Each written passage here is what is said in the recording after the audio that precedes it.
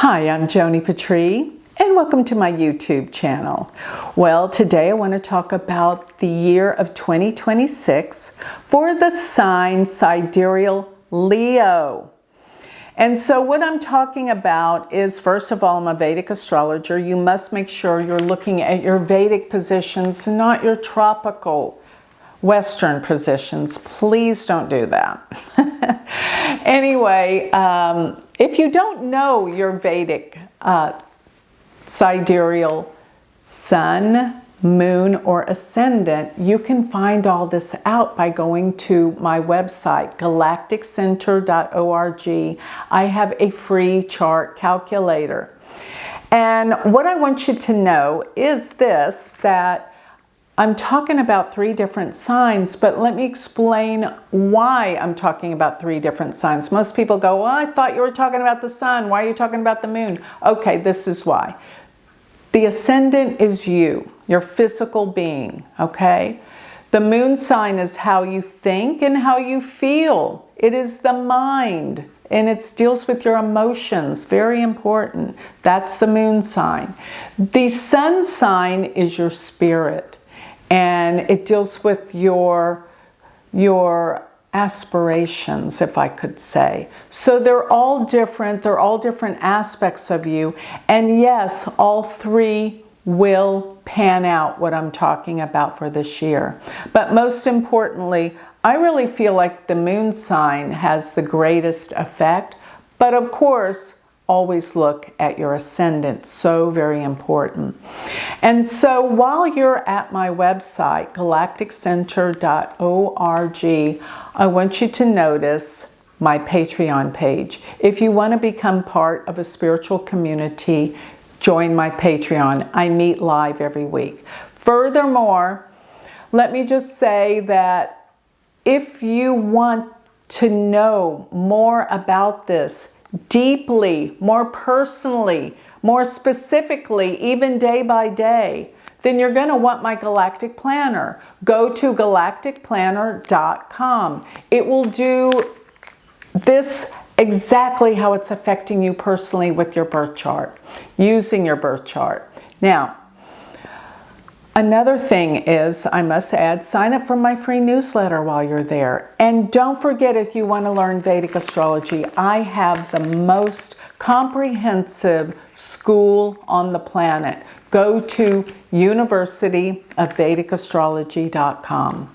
All right, let's get going. Let's start talking about if you have your ascendant or your moon, and possibly even your sun in sidereal Leo, you're going to be looking at January as a big breakout month. This is like huge. Your creativity, your talents, your ability to express yourself are going to be off the charts. Because I got to tell you, there's going to be a stellium of planets, Sun, Mars, Venus, in your 5th house. 5th house is the house of talent, creativity, expression, writing. All of the above takes off for you. Now, Jupiter is in your 11th house, aspecting these. And Jupiter will remain in your 11th house till June 1st. And while it's there, between now and June 1st, you are meeting all sorts of new people, new friends, new associates. Your social circles are huge, and you are being invited to many events. You're going to find that with Jupiter there. And even January is a big month for this. Furthermore, I got to tell you some more about this. New friendships, expansion. If you have an older sibling, you will be more connected with them. But I get that with these 3 planets in the 5th house. If you have children, remember your children may need a lot of attention, but I do think they are going to be more creative themselves. They're going to expand. They're going to grow. There's going to be some good things happening for them. But boy, will they be a handful in the month of January. Be aware. There's going to be a lot to attend to, lots of activity. But your mind and creativity, take note of everything that's happening because you're coming up with some spectacular new ideas. It's fantastic. Use these ideas. And if you're an entrepreneur, that's going to be what you're primarily expanding on. And I want to say this as well. This is very important. If you're an investor, this would be the month that you're going to make some wild and crazy investments that will go high and low. But most of all, it's going to be a roller coaster, but it is good. It is good. Investments will be top priority.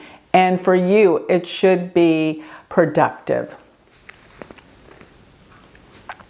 Okay, so let's move to February, where the Sun, Mars, Venus are going to shift into your 6th house. And let me just say, yeah, that's going to be in your 6th house. It deals with your work.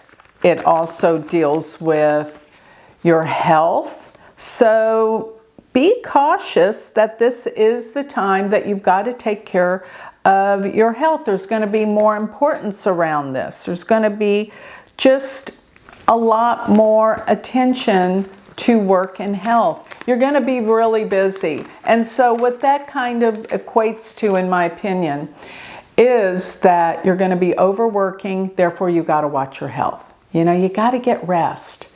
And that's so very important. If you are looking to adopt a pet, with this Mars Sun there, it may not be the right time. I would hold back a month. And if you have pets, be cautious. They could be accident prone, okay? Now, another thing though, I want you to know about the 6th house. Take care. It's a time that you want to take care of other people. Don't hurt yourself doing too much for others. Take care of yourself.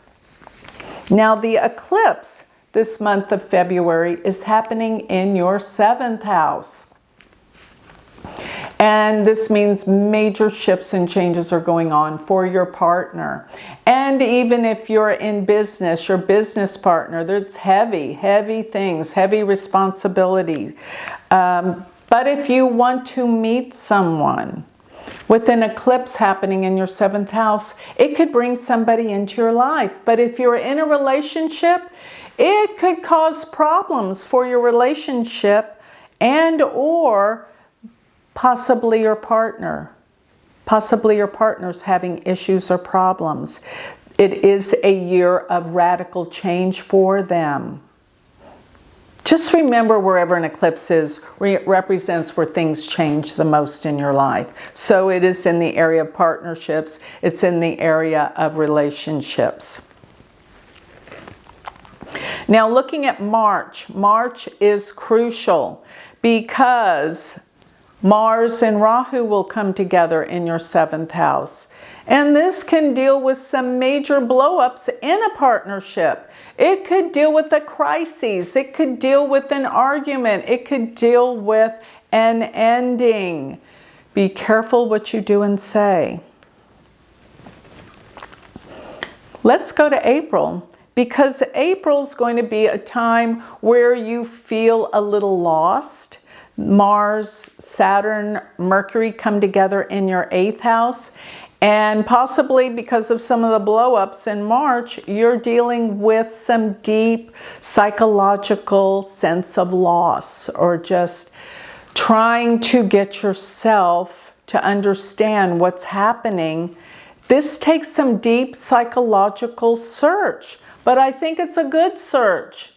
It may not feel good, but it's going to be good in the long run. You got to go through this because this has been lingering for way too long, what you're going through. But this is like a triggering event that makes you start to look deep within to find more peace within yourself.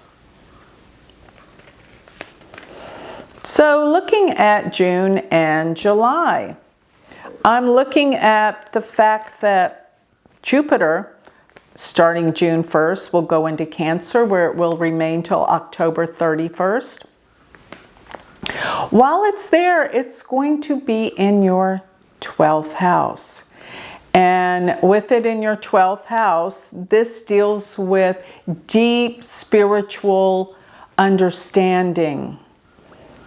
And you will find that this is a year of deep spiritual work.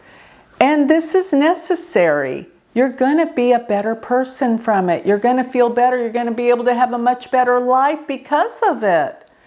And Jupiter, while it's in your 12th, it will be there from June 1st through through October 31st.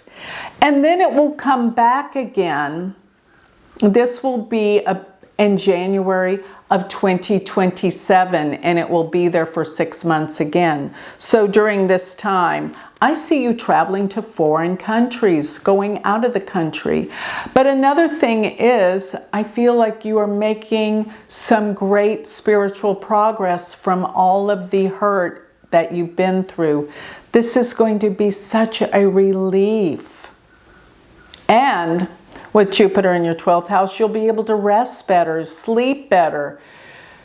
You're really changing on a spiritual level, which changes your whole life for the better. And a lot of projects during these times that you couldn't ever get to come to completion, you will finally finish. That will be such a relief.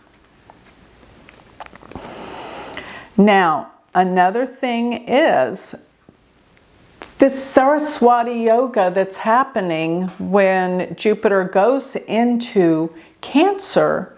It will be about the last part of June and the early part of July.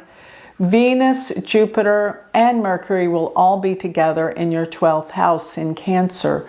Great spiritual rewards will be returned to you. So this is a time to take up your spiritual practice, and it is a time you will be traveling to foreign places, and there will be new deep spiritual understandings that are going to make you feel really good and really aware. Life will be different, and it will be better because of this.